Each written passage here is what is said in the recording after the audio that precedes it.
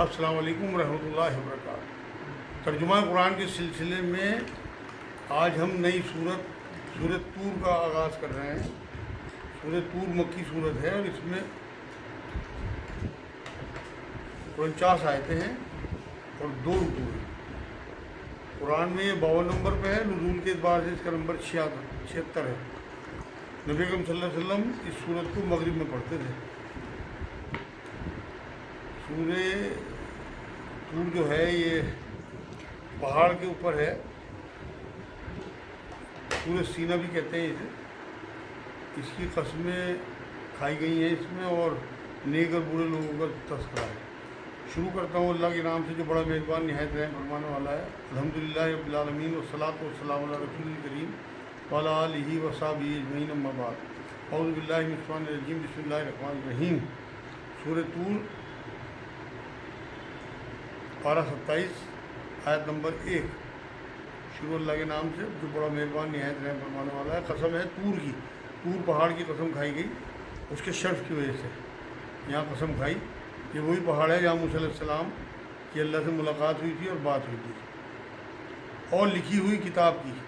مطلب قرآن ہو، تورات شریف یا لوح محفوظ، یہ تمام کتابیں آسمانی جی ہوئی ہیں، ان کی قسم اللہ نے کھائی ہے۔ جو جھلی کی کھلے ہوئے ورق میں ہے، یہاں فی رق منشور کہا اللہ نے۔ رق کہتے ہیں ہرن کی کھال کی جو جھلی ہوتی ہے، اس صورت کو جس پہ جو ہے لکھنے کے لیے کام آتی تھی وہ تورات شریف اسی پہ لکھی ہوئی تھی، تختیاں جن پہ جو ہے وہ ایک کھال چڑھی ہوئی تھی اور ان پہ تورات لکھی ہوئی تھی، تو اس کی قسم کھائی گئی۔ اور آباد گھر کی، بیت المعمور، معمور کہتے ہیں آباد اور بھرے ہوئے علاقے کو۔ 7ویں آسمان کے اوپر کعبے کی سمت میں اللہ کا گھر ہے اور فرشتوں کی عبادت گاہ ہے۔ 70,000 فرشتے اس کا طواف کرتے ہیں اور عبادت کرتے ہیں اس میں۔ اور ایک بار جو فرشتہ طواف یا عبادت کر لے وہاں، اس کا نمبر پھر قیامت تک نہیں آئے گا۔ اتنا ہجوم ہے فرشتوں کا وہاں، ہر وقت فرشتوں کی عبادت چلتی ہے، بہت بھیڑ رہتی ہے۔ جیسے نیچے کعبے میں انسانوں کی بھیڑ رہتی ہے، اسی طرح اوپر فرشتوں کی بھیڑ رہتی ہے، فرشتوں سے بھرا رہتا ہے۔ سوچیے فرشتوں کو کتنی تعداد اللہ نے پیدا کی ہوگی کہ ان کا نمبر ہی نہیں آتا۔ 70,000 فرشتے روز طواف کرتے ہیں صبح شام۔ بخاری اور مسلم شریف کے حدیث پاک ہے۔ اور اونچی چھت کی، مطلب کچھ اسے عرش بتاتے ہیں، جو تمام مخلوقات چاہے فرشتے ہوں یا مخلوق کوئی سی بھی، سب کے لیے چھت ہے۔ اور بہت سے لوگ آسمان، سورہ انبیاء 32 میں بھی محفوظ چھت کہا اسے۔ اور بھڑکتے ہوئے سمندر کی، سورہ تکبیر آیت 6 میں بھی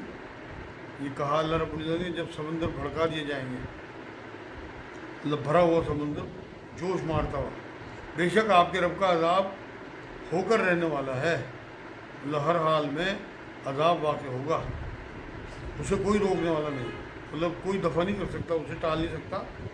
دور نہیں کر سکتا، عاجز اللہ کو کوئی عاجز نہیں کر سکتا۔ جس دن آسمان تھر تھرانے لگے گا، مطلب جیسے کانپا جاتا ہے آسمان، ایسے کانپے گا جیسے ہم کانپتے ہیں کئی بار سردیوں میں، یہ ڈر کے مارے لوگ کانپتے ہیں، ٹوٹ پھوٹ کی وجہ سے تھر تھرائے گا آسمان۔ اور پہاڑ چلنے لگیں گے، مطلب روئی کی گالوں کی طرح جیسے چلا جاتا ہے، اس طرح چلتے ہوئے نظر آئیں گے پہاڑ، مطلب اڑتے ہوئے اڑا دیے جائیں گے پہاڑ۔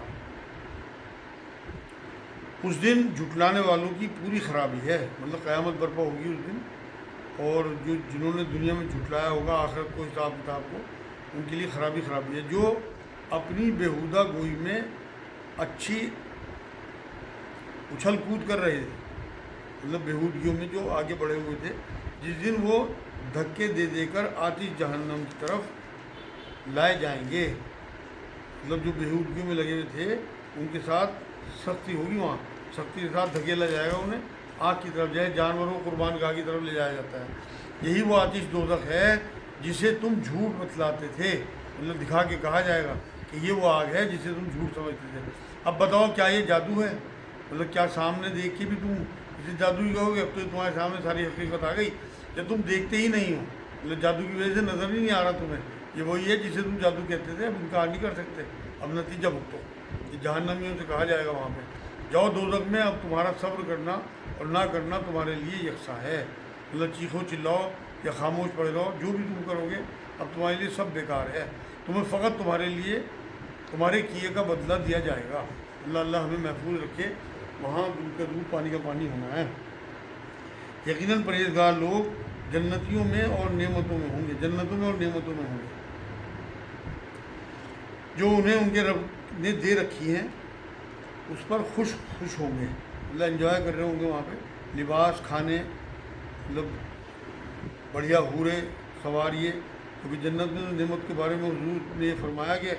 ایسی چیزیں کسی نے نہ دیکھی ہوں گی نہ سنی ہوں گی، کیسی کیسی نعمتیں ہوں گی اندازہ ہی نہیں کر سکتے، اور ان کے پروردگار نے انہیں جہنم کے عذاب سے بھی بچا لیا، مطلب یہ بھی اس کا بہت بڑا کرم ہے۔ جنت میں داخل ہونے کا سب سے بڑا جو معاملہ ہے وہ اللہ رب العزت کی رحمت یہ ہے کہ انہیں عذاب سے بچا کے جنت میں ڈال دیا۔ تم مزے سے کھاتے پیتے رہو ان اعمال کے بدلے جو تم کرتے تھے، مطلب عیش کرو، اور رحمت پانے کا ایمان کے ساتھ نیک عمل جو یہاں تم نے کرے ہیں اس کے بدلے میں یہاں مزے کرو، کھاؤ پیو۔ بندے کی اوقات کیا ہے کہ اللہ کی شان کے حساب سے عمل کریں، مگر اللہ یہ کہتا ہے کہ اپنے اعمال کے بدلے جو تم کرتے تھے اب تمہیں جنت دی جا رہی، یہ اس کی شان ہے، مگر یہ قبولیت ہے اس کی کہ وہ ذرا ذرا سے ہمارے اعمال کو بھی قبول کرتا ہے، اور یہ کہتا ہے کہ یہ شان ہے، دے کر بھی یہ کہتا ہے کہ تمہارا کیا ہوا ہے، یہی اس کا احسان ہے اصل میں تو، کہ وہ یہ کہے قرآن میں اور جگہ بھی اس نے کہا کہ یہ تمہارے اپنے اعمال کے بدلے میں تمہیں جنت دی جا رہی ہے۔ یہاں اللہ نے پھر دہرایا اس بات کو، آیت نمبر 20، برابر بچھے ہوئے شاندار تختے پر تکیے لگائے ہوئے، مطلب تکیے لگے ہوئے ہوں گے تختوں پہ، بہترین ترتیب سے بیٹھے ہوں گے لوگ، ملاقاتیں کریں گے، گپ شپ کریں گے۔ سورہ صافات 44 میں بھی اس کا پورا نقشہ کھینچا گیا ہے۔ اور ہم نے ان کی نکاح بڑی بڑی آنکھوں والی حوروں سے کر دیے ہیں، مطلب وہاں بھی نکاح ہوں گے، بدکاری نہیں ہوں گی، لوگوں کے ذہن میں ہے نا کہ وہاں 70 حوریں ملیں گی اور یہ ہوگا وہ ہوگا، یہ ذہن میں رکھیں کہ وہاں بھی پاکی کے ساتھ ہی آپ کے ازواجی تعلقات قائم ہوں گے۔ آیت نمبر 21، اور جو لوگ ایمان لائے اور ان کی اولاد نے بھی ایمان میں ان کی پیروی کی، ہم ان کی اولاد کو ان تک پہنچا دیں گے اور ان کے اعمال سے ہم کچھ بھی کم نہ کریں گے۔ وہی جو میں بتاتا ہوں آپ کو، جنتی گھرانے جو ہوں گے انہیں اللہ رب العزت سب کو اکٹھا کر دے گا، جو نچلے درجے کے لوگ ہوں گے انہیں بھی اونچلے درجے میں کر دے گا، ان کے اعمال بڑھا کے، اور اپنے ماں باپ کے ساتھ ہوں گے وہ، یہاں عمل ان کے کم نہیں کیے جائیں گے۔ حدیث پاک میں ہے کہ جب انسان جو ہے وہ مر جاتا ہے تو اس کا جو عمل کا سلسلہ ہے بند ہو جاتا ہے، اور 3 چیزوں کا ثواب موت کے بعد بھی جاری رہتا ہے، ایک صدقہ جاریہ، دوسرے لوگوں کے لیے فیضیاب علم جو اس نے چھوڑا یہاں پہ، جیسے لوگوں کی ویڈیو بنتی ہیں یا کتابیں لکھتے ہیں لوگ یا آڈیو بنتی ہیں، اور نیک اولاد تیسری، یہ جو ہے ایسے لوگوں کے لیے جو دعا کرتی ہیں ان کی اولادیں، یہ سب صدقہ جاریہ بنتا ہے ان کے لیے۔ حالانکہ اعمال کا تو بند ہو گیا چیپٹر، مگر یہ 3 چیزیں جو ہیں یہ آخر تک کام آتی رہیں گی۔ یہاں اللہ نے یہی بات کہی کہ ان کے اعمال بڑھا کے، یہ سب اعمال جوڑ کے انہیں سب کو ایک ساتھ کر دیا جائے گا، پورا خاندان ایک ساتھ رہے گا۔ تو یہاں ماں باپ اولاد سب جنتی ہوں گے، ان کے درجے برابر کر کے اکٹھا کیا جائے گا تاکہ سب ساتھ رہیں۔ تو یہاں جو فیملی ساتھ رہ رہی جن کی اولادیں ان کے ساتھ ہیں، یہ بہت سعادت کی بات ہے، یہیں سے ان کی جنت شروع ہے، سمجھ لیں۔ ہر شخص اپنے اپنے اعمال کا گروی ہے، اللہ کے ہاں رہن ہے، جیسے رہن رکھا جاتا ہے، قرض لیتے ہیں رہن رکھ کے، پھر قرض جو ہے وہ واپس کر کے اپنی چیز لے لیتے ہیں، یہ وجود اللہ کا ہے۔ اللہ ایمان اور نیک اعمال جو ہے اسے دے کے آؤ اللہ کو اور خود کو چھڑا لو۔ سورہ مدثر میں 38-39 نمبر میں بھی یہ بات آگے آنے والی ہے کہ ہم جو ہیں وہ اللہ کے ہاں گروی ہیں اعمال کے بدلے میں، تو ہم اچھے اور نیک اعمال اور ایمان لے کے پہنچیں گے تو بالکل اللہ کے ہاں سے ہم پھر اس حساب سے چھٹیں گے کہ ہم نیکیوں کے حساب سے جنت میں داخل ہوں گے۔ آیت نمبر 22، ہم ان کے لیے میوے اور مرغوب گوشت کی ریل پیل کر دیں گے، مطلب کوئی پرندہ اڑتا نظر آئے طبیعت کھانے کو، تو چاہے اگلے ہی پل وہ روز صبح آپ کے سامنے ہوگا، وہاں ہمیشہ سپلائی جاری رہے گی، خوب کھلایا پلایا جائے گا جنت میں، خوش طبعی کے ساتھ، مطلب مہمان نوازی کے ساتھ، اور خوب سحروں کو کھلایا جائے گا، ایک دوسرے سے جام شراب کے چھینا جھپٹی کریں گے، مطلب ہنسی مذاق کا ماحول ہوگا وہاں پہ، جس شراب کے سرور میں تو بےہود گوئی ہوگی نہ کوئی گناہ ہوگا، مطلب پاک شراب ہوگی، دنیا جیسی شراب نہیں ہوگی جسے پی کے آدمی بہکے، وہاں پہ نہ بہکے گا آدمی، نہ گالی گلوچ کرے گا، نہ مست ہوگا، نہ مدہوش ہوگا، نہ گناہ ہی سوچے گا، مطلب وہاں پہ ایسی شراب نہیں ہوگی کہ جو آپ کو گناہ کی طرف مائل کرے یا آپ کو جو ہے وہ سرور آنے لگے، بلکہ وہاں تو پاکی کا سرور ہوگا، اللہ کی شان کا سرور ہوگا۔ اور ان کے ارد گرد ان کے 9 عمر غلام چل رہے پھر رہے ہوں گے، گویا کہ وہ موتی تھے جو ڈھکے رکھے تھے، مطلب موتیوں کی طرح سے خوبصورت لڑکے خدمت کے لیے وہاں پہ جوان، ان کی خوبصورتی کا بیان آیا ہے۔ اللہ آرام ہی آرام ہو، اور کام تو یہاں ہے، اصل میں یہاں تو فرصت نہیں ہونی چاہیے، مومن کو ایک پل جو ہے اس کے لیے قیمتی ہونا چاہیے، لیکن وہاں صرف آرام ہی آرام ملے گا۔ تو اس طرح کے لڑکے جو ہے آگے پیچھے گھومیں گے آپ کا کام کرنے کے لیے، جو بہت خوبصورت ہوں گے، جنہیں اللہ نے ابھی تک چھپایا رکھا، یہ ان کی خوبصورتی کے صاف ستھرے حسین جمیل بچے ہوں گے وہاں پہ، اس طرح کی جو ہماری خدمت کریں گے، اور آپس میں ایک دوسرے کی طرف متوجہ ہو کر سوال کریں گے، مطلب حالات دنیا کے بارے میں پوچھیں گے کہ کیسا ایمان رہا تمہارا، جو تمہیں زندگی تم نے وہاں گزاری، اور کتنی تمہیں مشقت اٹھانی پڑی جو تم نے ایمان کے ساتھ زندگی گزار کے یہاں پہنچے۔ اس طرح کے سوال جواب ایک دوسرے سے کریں گے وہاں جنت میں۔ کہیں گے کہ اس سے پہلے ہم اپنے گھر والوں کے درمیان بہت ڈرا کرتے تھے، مطلب ان کی پرہیزگاری، لوگ جو ہیں وہ ان سے ان کی پرہیزگاری کے پوچھیں گے، اللہ کے عذاب سے بچنے کا سبب پوچھیں گے، تو یہ بتائیں گے کہ ہم وہاں ڈرتے رہتے تھے اپنے گھر والوں کے بیچ میں، کہ پتہ نہیں ہمارے ساتھ کیا ہوگا، کچھ گناہ نہ ہو جائے، اللہ ناراض نہ ہو جائے، یہ ڈر رکھتے تھے، پھر ایسی چیزوں سے بچتے بھی تھے۔ یہاں جو لوگ بچیں گے، پرہیزگاری اختیار کریں گے، ان کے بارے میں یہ بات بتائی گئی کہ مجھے جواب دیں گے کہ ہم وہاں ڈرتے رہتے تھے۔ یہاں ڈرتے رہنا، اللہ کے آگے کھڑے ہونے کا ڈر رکھنا، یہ بہت بڑی نعمت ہے۔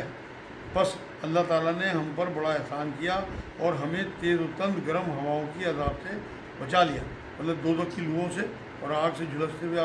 عذاب سے اللہ بچانے والا ہے، اس نے ہمیں بچا لیا۔ آیت نمبر 28، ہم اس سے پہلے ہی اس کی عبادت کیا کرتے تھے، بے شک وہ محسن اور مہربان، اللہ استغفار کرتے تھے، پکارتے تھے اسے، دعائیں کرتے تھے، ہر ٹائم اس سے ڈرتے تھے، اس کے آگے کھڑے ہونے سے، شرک نہیں کرتے تھے، رحمت کی امید رکھتے تھے دنیا میں، تو یہ ہمیں اس کے بدلے میں ملا، تو اور ہم پکارتے رہتے تھے کہ وہ بہت محسن ہے، مہربان ہے، اسے پکارتے تھے، اس سے دعائیں کرتے تھے۔ تو آپ سمجھاتے رہیں کیونکہ آپ اپنے رب کے فضل سے نہ تو کاہن ہیں اور نہ دیوانے ہیں۔ اللہ نصیحت کرتے رہیں، یہ نبی اکرم صلی اللہ علیہ وسلم کو کہا جا رہا کہ انہیں کہنے دو، آپ کو کچھ ہی کہیں، چاہے دیوانہ کہیں معاذ اللہ، چاہے کاہن کہیں، چاہے جادوگر کہیں، آپ تو ہے ہی نہیں، یہ تو ہمیں پتہ ہے، اللہ خود یہ بات کہہ رہے ہیں کہ یہ کچھ ہی کہتے رہیں، آپ کا ہمیں پتہ ہے کہ آپ کتنے پاک صاحب اور سچے رسول ہیں۔ کیا کافر یوں کہتے ہیں کہ یہ شاعر ہے، ہم اس پر زمانے کے حادثات یعنی موت کا انتظار کر رہے ہیں، معاذ اللہ۔ رسول اکرم صلی اللہ علیہ وسلم کا کلام جو ہے وہ انہیں جو ہے وہ دلوں کو چھوتا تھا، ان کے شاعری کا زمانہ تھا، اس لیے انہیں شاعر کہتے تھے، اور یہ کہتے تھے پتہ نہیں کب حالات بدل جائیں، معاذ اللہ نبی اکرم صلی اللہ علیہ وسلم پہ موت طاری ہو، کوئی حادثہ ہو جائے اور پھر یہ حالات دور ہو جائیں۔ کہہ دیجئے تم منتظر رہو، میں بھی تمہارے ساتھ انتظار کرنے والوں میں ہوں، مطلب دیکھتے ہیں کیا ہوتا ہے، تم میرے ساتھ نگیٹو سوچ رکھتے ہو، میں تو تمہارے لیے دعا ہی کرتا رہتا ہوں کہ اللہ تمہیں ہدایت دے دے۔ کیا ان کی عقلیں انہیں یہی سکھاتی ہیں، یا یہ لوگ ہی سرکش ہیں، مطلب سنجیدگی سے ان کی عقلیں غلط سمجھاتی ہیں انہیں؟ ایسے سرکش بے عقل ہر زمانے میں ملتے ہیں، آج بھی ہیں لوگ جو دین داروں کو جو ہے ان کو انگلی اٹھاتے ہیں، دائی کو ذلیل و سواق خوار کرتے ہیں اور تبلیغ و دعوت سے روکتے ہیں لوگوں کو۔ پھر بھی ہمیں تو اذان دینی ہے، ہر حال میں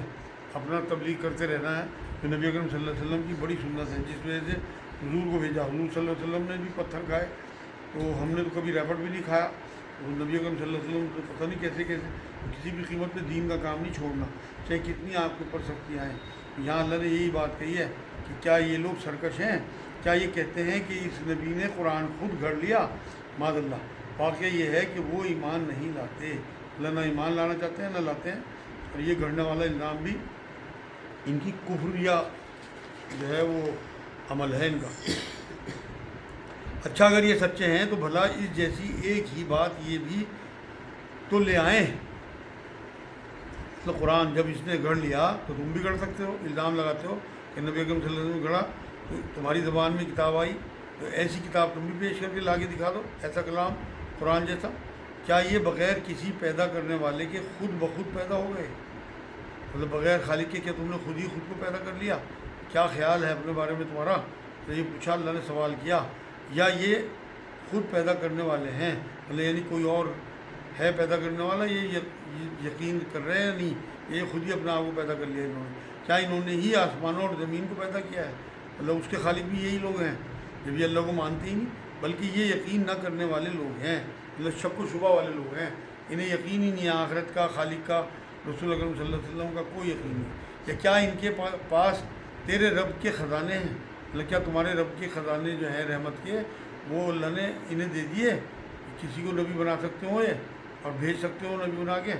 کسی کو بھی روزی دے سکتے ہو؟ یہ اللہ نے سوال کیا کہ اس طرح کی جو شرکیہ یہ باتیں کر رہے ہیں، کیا اللہ کی رحمت کے خزانے ان کے پاس ہیں کہ کسی کو بھی نبی بنا دیں؟ ہم نے تو اپنی رحمت سے نبی بنا دیا۔ یا ان خزانوں کے یہ داروغہ ہیں، مطلب کہ اللہ نے انہیں خزانے کا داروغہ یا محافظ بنا دیا، کل اختیار انہیں دے دیا، نگراں بنا دیا، انہیں مقرر کر دیا؟ کیا دعوے ہیں ان کے یہ؟ مطلب اس طرح کے دعوے ان کے کرنا ٹھیک ہے؟ یا کیا ان کے پاس کوئی سیڑھی ہے جس پر چڑھ کر سنتے ہیں، مطلب کیا آسمان کی کچھ خبریں ان کے پاس آتی ہیں اور یہ سیڑھی لگا کے آسمان کی باتیں سنتے ہیں؟ کوئی دلیل ان کے پاس ہو تو لے کے آئیں، اگر ایسا ہے تو ان کے سننے والا کوئی روشن دلیل پیش کرے۔ مطلب یہ ان کے پاس اس طرح کی اگر کوئی چیز نہیں ہے، یا اگر کوئی چیز ہے تو یہ دلیل پیش کریں، اس کی ثابت کریں اپنی بات کو۔ کیا اللہ کی تو سب لڑکیاں ہیں اور تمہارے ہاں لڑکے ہیں؟ اللہ استغفر اللہ، یہ کہتے تھے نا فرشتوں کو اللہ کی بیٹی ہیں، مطلب جو تمہیں پسند نہیں ہے وہ تو اللہ کے لیے، اسے اتنا بے قوت سمجھا تم نے، بے وقت سمجھا، بے قدری کی، اور اللہ کو اتنا مطلب بے قدر نہ سمجھو کہ اپنا آپ کو تو تم لڑکوں کے ساتھ جوڑتے ہو اللہ کو لڑکیوں کے ساتھ، کہ اس کے لڑکیاں ہیں تمہارے لڑکے ہیں۔ کیا تو ان سے کوئی جرت طلب کرتا ہے، اجرت طلب کرتا ہے کہ یہ اس کے تعاون سے بوجھل ہو رہے ہیں؟ اللہ آپ دین کی بات کی، کوئی پیمنٹ مانگتے ہیں ان سے؟ آپ نے تو کبھی کچھ نہیں مانگا ان سے، کوئی توقع نہیں رکھی ان سے کہ ان کے لیے ادائیگی مشکل ہو ان کے لیے کچھ، تو اللہ نے وہی بات ٹوکی کہ آپ نے تو کبھی کچھ مانگا ہی نہیں۔ کیا ان کے پاس علم غیب ہے جسے یہ لکھ لیتے ہیں؟ مطلب کیا یہ تقدیر کے فیصلے بھی بدل سکتے ہیں جو اللہ نے لکھ کے بھیجے؟ کیا ان کے پاس علم غیب ہے؟ کیا یہ لوگ کوئی فریب کرنا چاہتے ہیں، مطلب چال چل رہے ہیں کوئی آپ کے ساتھ، یہ چال چلیں گے تو خود بخود اپنی چال میں پھنس جائیں گے؟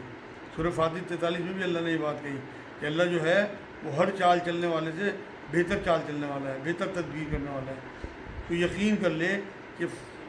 فریب خور رہ یہ فریب خوردہ کافر ہی ہیں، مطلب چال میں خود ہی پھنسیں گے اپنی جو یہ چالیں چل رہے ہیں۔ کیا اللہ کے سوا ان کا کوئی معبود ہے؟ ہرگز نہیں، اللہ تعالیٰ ان کے شرک سے پاک ہے، مطلب ان کی سوچ ناپاک ہے۔ یہ سوچتے ہیں اللہ کے ساتھ اور جو دیوی دیوتا ہیں ہمارے وہ ہماری سفارش کر دیں گے، اللہ سے ہمیں بخشوا دیں گے، تو ان کی سوچ جو ہے ناپاک سوچ ہے، شرک والی سوچ ہے۔ اگر یہ لوگ آسمان کی کسی ٹکڑے کو گرتا ہوا دیکھ لیں تب بھی کہہ دیں گے کہ یہ تو طے بطے بادل ہے،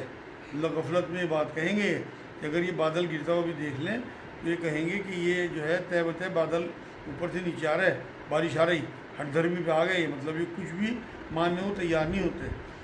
تو انہیں چھوڑ دے یہاں تک کہ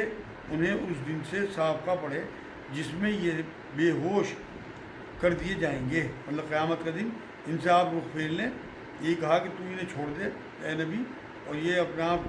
اس دن کو دیکھ لیں گے جس دن انہیں بے ہوش کر کے پھر ہوش میں لایا جائے گا، جس دن انہیں ان کا مکر کچھ کام نہ دے گا اور نہ وہ مدد کیے جائیں گے، مطلب بچا نہیں سکے گی ان کی کوئی بھی چال، انہیں اس دن یہ سب نیستہ نابود کر دیے جائیں گے، دوزخ ڈال دیے جائیں گے۔ بے شک ظالموں کے لیے اس کے علاوہ اور عذاب بھی ہیں، لیکن ان لوگوں میں سے اکثر بے علم ہیں۔ ابو داؤد شریف کی حدیث پاک میں ہے، منافق جب بیماری کے بعد صحت مند ہو جاتا ہے تو اونٹ کی طرح ہوتا ہے، جسے پتہ نہیں ہوتا کہ اسے کیوں باندھا گیا تھا، کیوں کھلا چھوڑ دیا گیا۔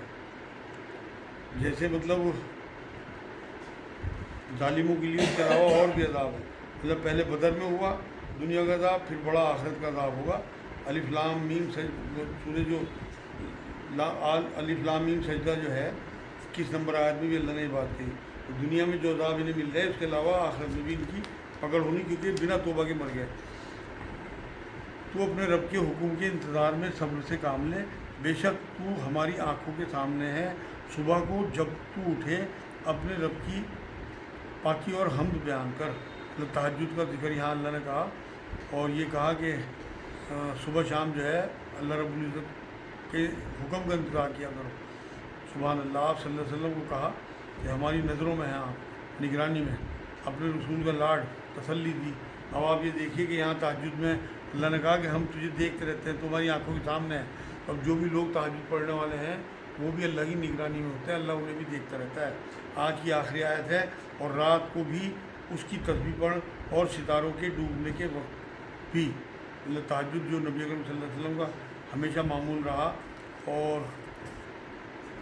قیام اللیل، رات کا آخری حصہ جو ہے، فجر کے وقت بھی ہر موقع پر ہر حال میں اللہ کا ذکر ہوگا، تو اللہ سے تعلق مضبوط ہوگا تو مدد بھی آتی رہے گی، مدد آئے گی تو کفار سے مقابلہ کرنا آسان ہوگا۔ پھر 2 سنتیں ضرور فجر کی دے دی اللہ رب العزت نے، یہ کہا نا ڈوبتے وقت میں بھی، فجر کے وقت میں، مطلب نبی اکرم صلی اللہ علیہ وسلم نے فرمایا کہ 2 سنتیں مجھے دنیا اور آخرت میں جتنی بھی چیزیں ہیں تمام چیزوں سے افضل ہیں۔ تو یہ فجر کی سنتوں کا یہ حال ہے، تو فرض ہوگا تو کیا حال ہوگا۔ یہ آج الحمدللہ اللہ کی توفیق سے سورۃ